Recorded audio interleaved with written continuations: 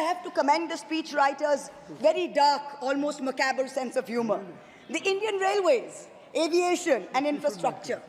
The address says that work on the Ahmedabad-Mumbai bullet train is going on at a fast pace, and Indian Railways is doing feasibility studies for bullet train corridors in the north, in the south, in the east of India.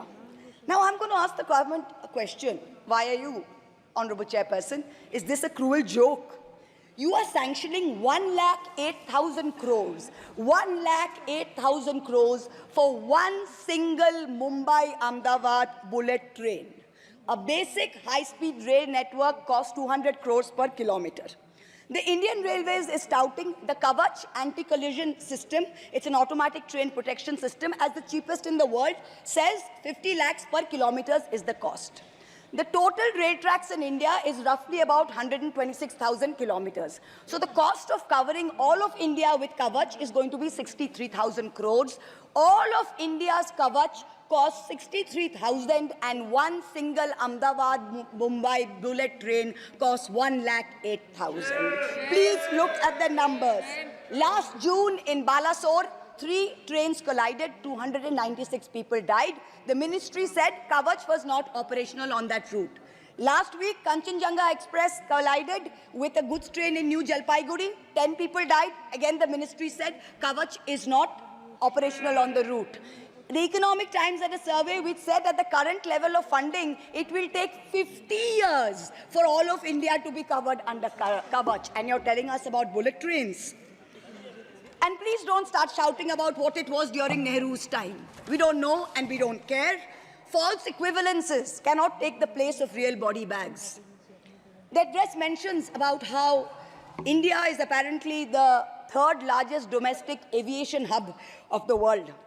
In truth, India's airports have become domestic hazard hubs. First in Jabalpur, then in Delhi, then in Rajkot. Newly constructed airports have canopies falling down, killing people. The newly constructed Rampath in Ayodhya has had 3 cave-ins in the last week. The Pragati Maidan tunnel is flooded. The Atal Setu has developed cracks. The Ram temple's roof is leaking. This is exactly what happens when infrastructure is poorly planned and rushed in order for photo opportunities by the supreme leaders. The sixth theme, competitive cooperative federalism.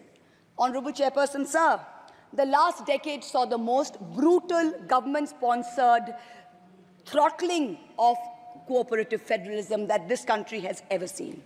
I speak for my own state of West Bengal. The centre has withheld 7,000 crores in Manrega funds. 17 lakh households have been deprived for work already done. It has held back 8,200 crores under the rural housing scheme, over 11 lakh houses sanctioned but not paid. Another 1,000 crores has been held back in pension and PMGSY. A total of 16,000 crores. When we went to meet the Rural Development Minister, we were dragged out by the Delhi police and bundled into prison vans. Last week, as a delegation, we went to meet with Atishi of the AAP, who was on hunger strike. Look at what is happening in the AAP government in Delhi today. The Aam Aadmi is in power in Delhi. There was a 1994 water sharing agreement which mandated Haryana to release 613 million gallons of water per day to Delhi. Haryana is run by the BJP government, and they have reneged on this agreement. They are releasing 100 million gallons less per day, as a result of which 28 lakh people in Delhi are having to go without water per day. This government's competitive cooperative federalism seems to be an exercise in how to compete on how to choke opposition-run states. भैया हमको बैठाना आप पे बहुत भारी पड़ा, हमको मत बिठाइए, बहुत भारी पड़ा आप पे, बहुत भारी पड़ा. The government spent the past 5 years. Honourable member, kindly address to the chair. The government spent the first 5 years in almost perfecting an elected autocracy. And by the end of 2023, this government had reached the pinnacle of their arrogance, where this parliamentary democracy was replaced by a monstrous super cult, the cult of the supreme leader. the non-biological leader, born of the Paramatma, who stood in this house and proclaimed, "Ab ke baar 400 par, and ek akela kitno pe bhari pada." This was the turning point. This was the turning point when the destiny of the ruling party changed. Whether in Greek mythology, whether in Indian mythology, if you act with arrogance towards the gods, you will be punished. We have 33,000 gods in India. But in our democracy, the most supreme of them is the Gana Devata, the Lord of the people, and they have punished you. You may have formed a government again, but yours is a Pyrrhic victory, a victory which inflicts such a devastating toll on the victor that it is tantamount to a defeat.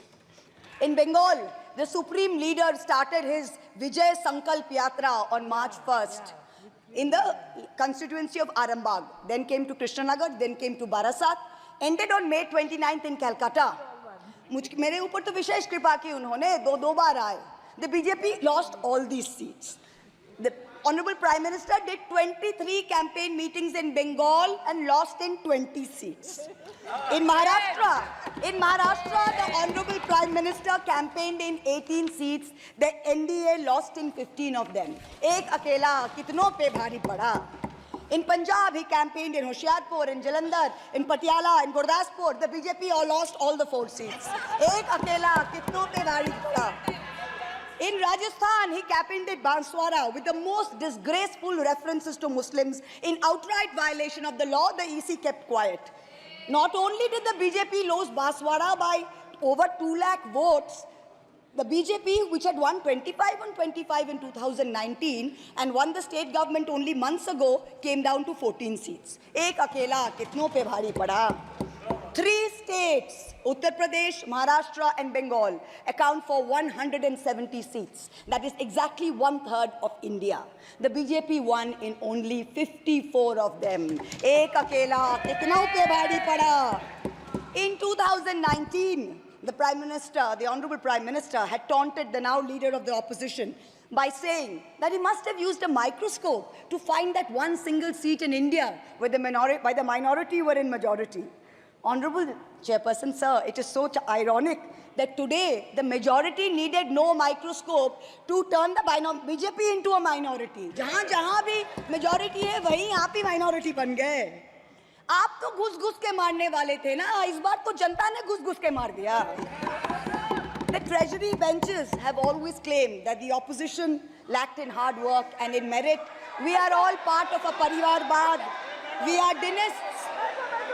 Whereas they are proud to be part of a meritocracy. They are proud to be part of a Modi ka parivar. How ironic is it today that 20 ministers in the union cabinet are dynasts? How ironic is it that the Honorable Prime Minister has to take to social media himself to tell people that no, it is not Modi ka parivar, it is NDA, the Nitish Naidu Dependent Alliance. In January, the Honorable Prime Minister consecrated the unfinished Ram temple in Ayodhya. He said he was tasked with the divine duty of bringing Ram Lalla home.